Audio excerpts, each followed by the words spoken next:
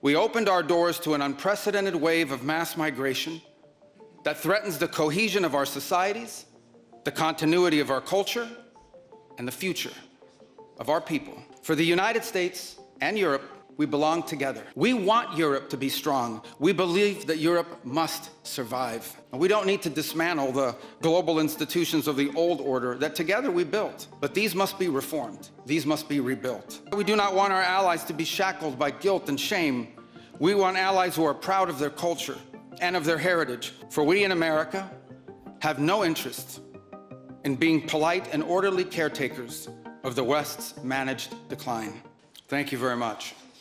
We gather here today as members of a historic alliance, an alliance that saved and changed the world.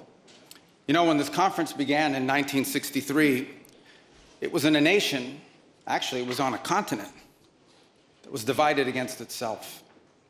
The line between communism and freedom ran through the heart of Germany. The first barbed fences of the Berlin Wall had gone up just 2 years prior. And just months before that first conference, before our predecessors first met here in Munich, the Cuban Missile Crisis had brought the world to the brink of nuclear destruction. Even as World War II still burned fresh in the memory of Americans and Europeans alike, we found ourselves staring down the barrel of a new global catastrophe. One with the potential for a new kind of destruction, more apocalyptic and final than anything before in the history of mankind. The time of that first gathering, Soviet communism was on the march. Thousands of years of Western civilization hung in the balance. At that time, victory was far from certain. But we were driven by a common purpose. We were unified not just by what we were fighting against. We were unified by what we were fighting for. And together, Europe and America prevailed. And a continent was rebuilt. Our people prospered. In time, the East and West blocks were reunited. A civilization was once again made whole. That infamous wall that had cleaved this nation into two came down, and with it, an evil empire. And the East and West became one again. But the euphoria of this triumph led us to a dangerous delusion that we had entered, quote, the end of history, that every nation would now be a liberal democracy, that the ties formed by trade and by commerce alone would now replace nationhood, that the rules-based global order, an overused term, would now replace the national interest, and that we would now live in a world without borders where everyone became a citizen of the world. This was a foolish idea that ignored both human nature and it ignored the lessons of over 5,000 years of recorded human history. And it has cost us dearly. In this delusion, we embraced a dogmatic vision of free and unfettered trade, even as some nations protected their economies and subsidized their companies to systematically undercut ours, shuttering our plants, resulting in large parts of our societies being deindustrialized, shipping millions of working and middle-class jobs overseas, and handing control of our critical supply chains to both adversaries and rivals. We increasingly outsourced our sovereignty to international institutions while many nations invested in massive welfare states at the cost of maintaining the ability to defend themselves. This, even as other countries have invested in the most rapid military buildup in all of human history and have not hesitated to use hard power to pursue their own interests. To appease a climate cult, we have imposed energy policies on ourselves that are impoverishing our people, even as our competitors exploit oil and coal and natural gas and anything else, not just to power their economies, but to use as leverage against our own. And in a pursuit of a world without borders, we opened our doors to an unprecedented wave of mass migration that threatens the cohesion of our societies, the continuity of our culture, and the future of our people. We made these mistakes together. And now, together, we owe it to our people to face those facts and to move forward to rebuild.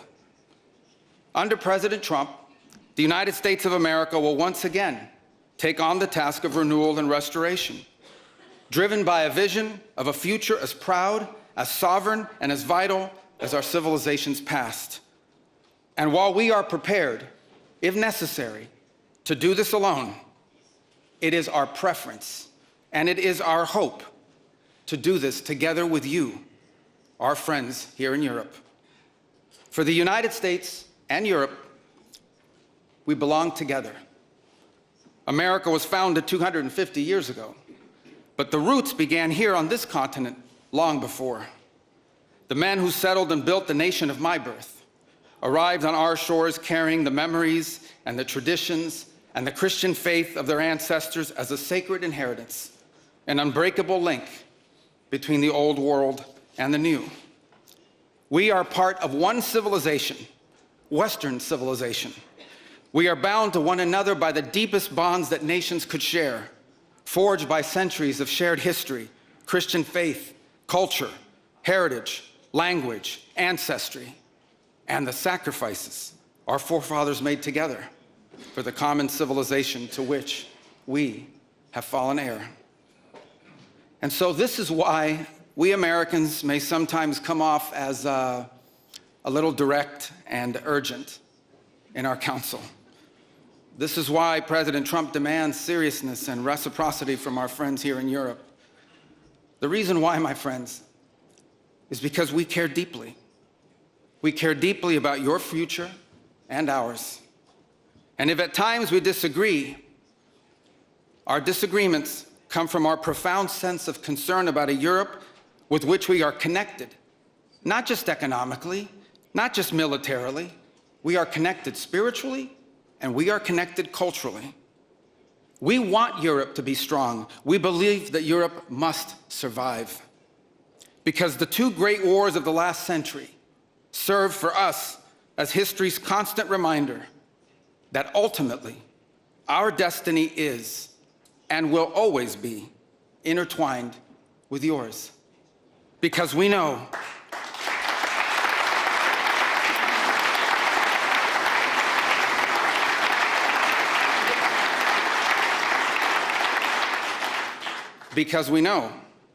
that the fate of Europe will never be irrelevant to our own.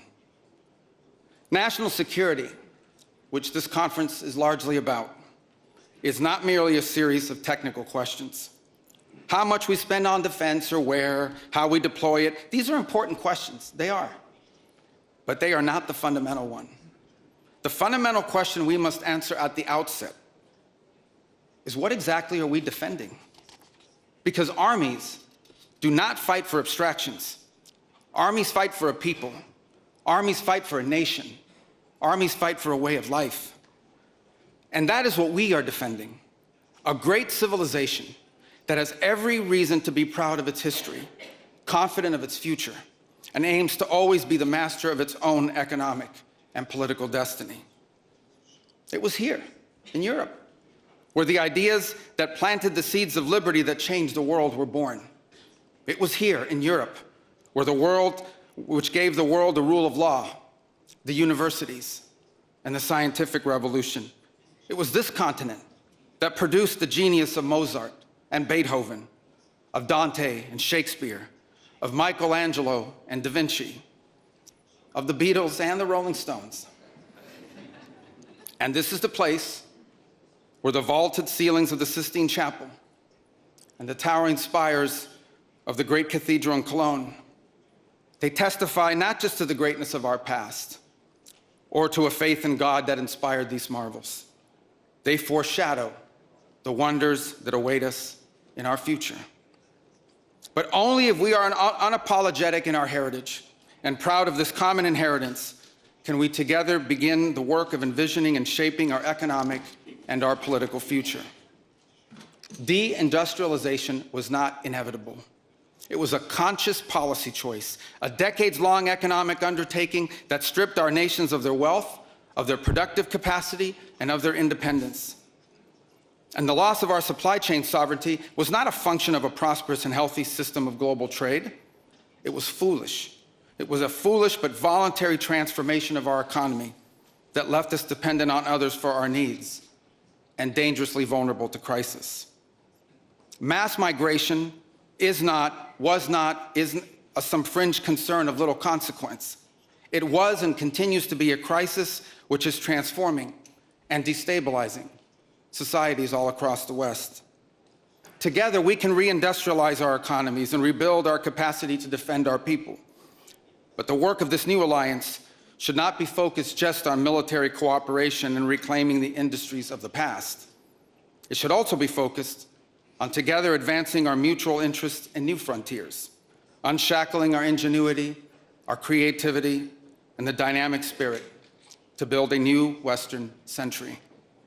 Commercial space travel and cutting-edge artificial intelligence, industrial automation and flex manufacturing, creating a Western supply chain for critical minerals not vulnerable to extortion from other powers, and a unified effort to compete for market share in the economies of the global South. Together, we can not only take back control of our own industries and supply chains, we can prosper in the areas that will define the 21st century. But we must also gain control of our national borders. Controlling who and how many people enter our countries, this is not an expression of xenophobia, it is not hate. It is a fundamental act of national sovereignty. And the failure to do so is not just an abdication of one of our most basic duties owed to our people.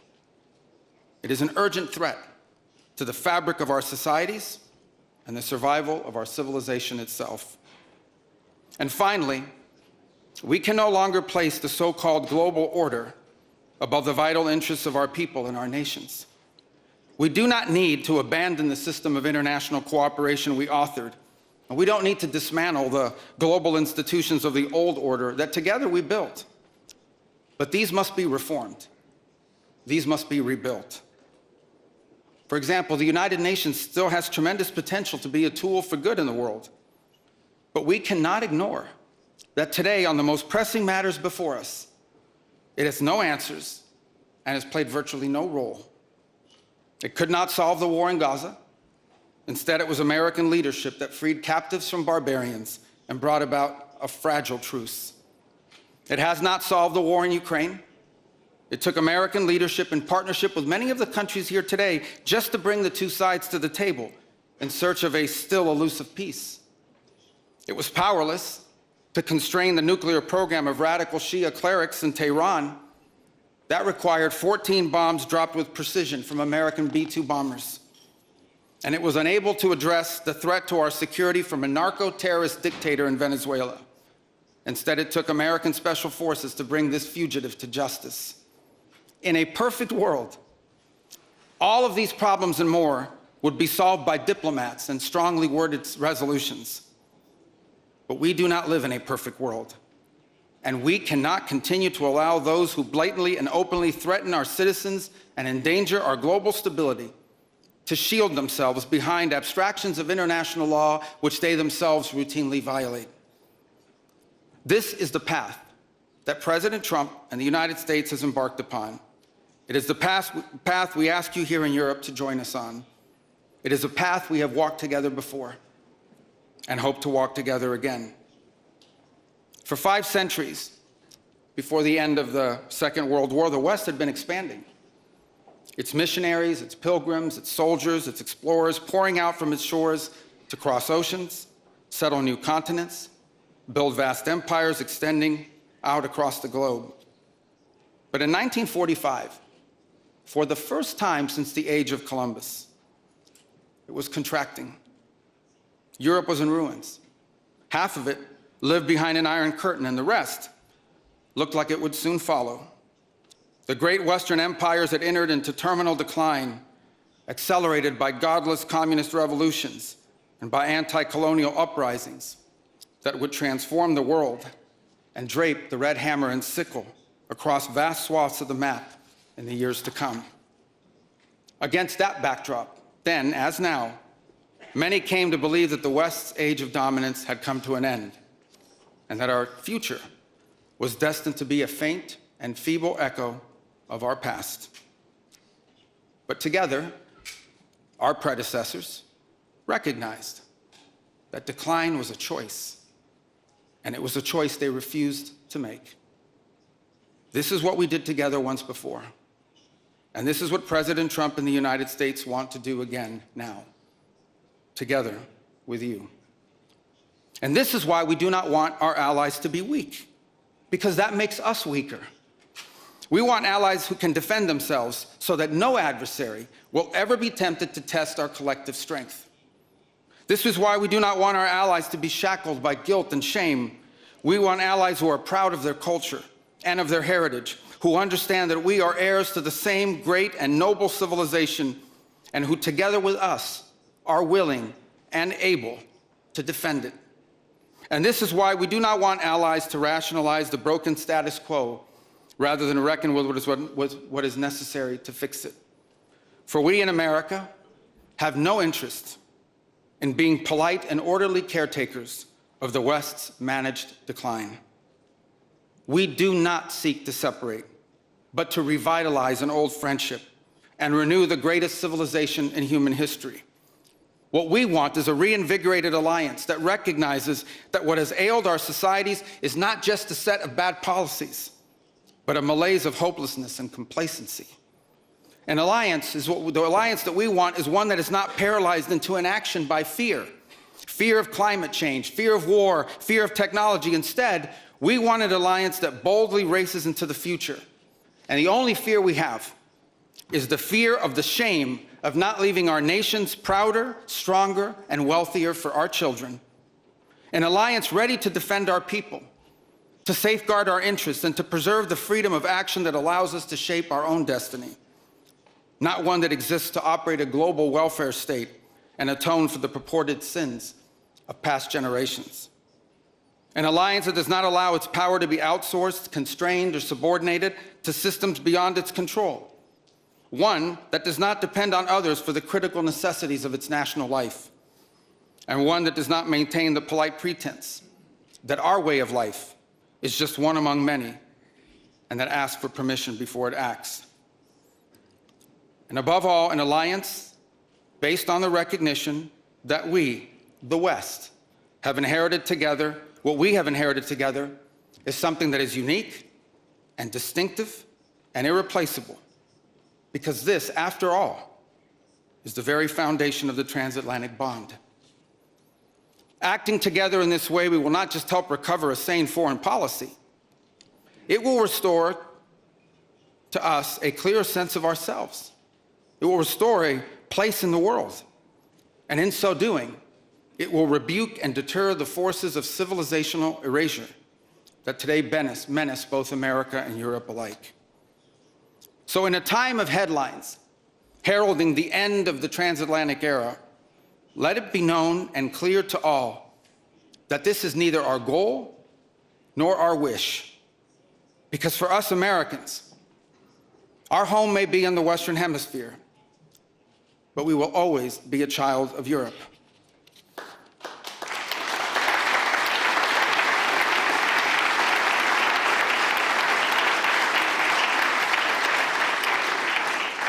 Our story began with an Italian explorer whose adventure into the great unknown to discover a new world brought Christianity to the Americas and became the legend that defined the imagination of our pioneer nation.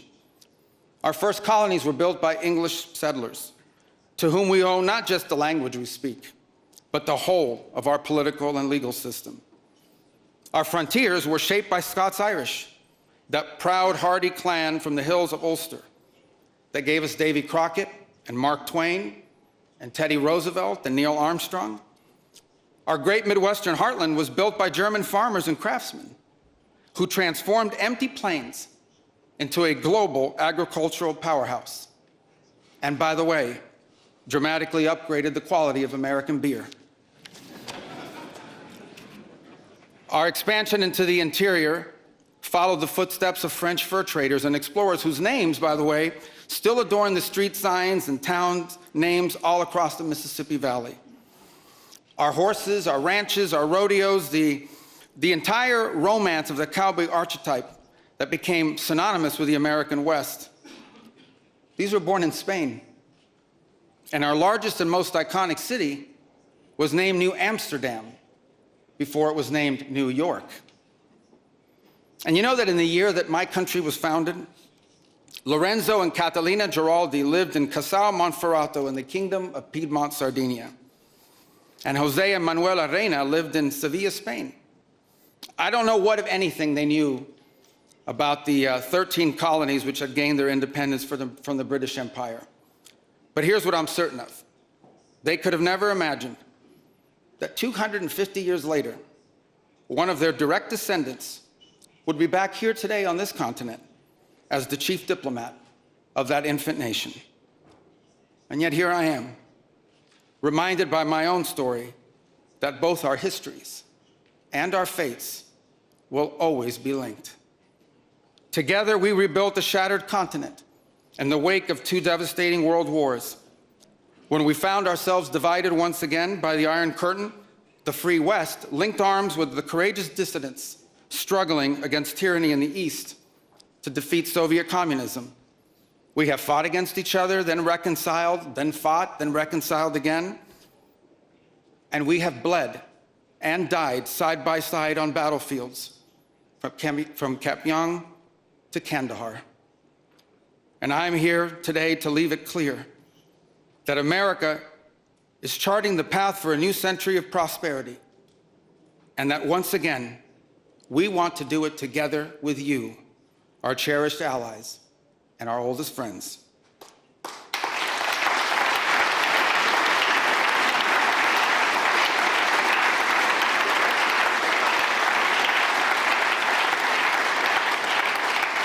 We want to do it together with you, with a Europe that is proud of its heritage and of its history, with a Europe that has the spirit of creation and liberty that sent ships out into uncharted seas and birthed our civilization, with a Europe that has the means to defend itself and the will to survive. We should be proud of what we achieved together in the last century, but now we must confront and embrace the opportunities of a new one. Because yesterday is over. The future is inevitable. And our destiny together awaits. Thank you.